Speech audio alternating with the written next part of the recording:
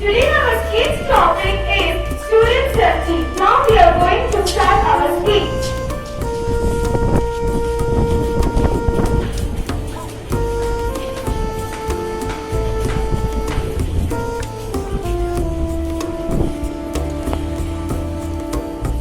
If any unknown or strange person approach you to take them home, please do ask about the secret word or the password taught by you to your parents to avoid the mishap.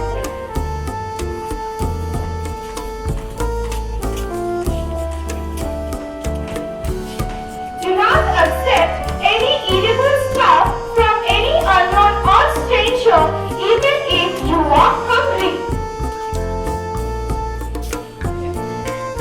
Students should be aware of the good touch and bad touch. They should recognize them wisely and act accordingly.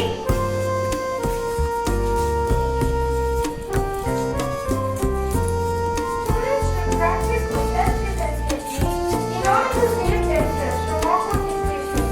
They should also carry safety materials such as paper spray, chili powder, sharp knife, etc. in order to deal with these situations alone.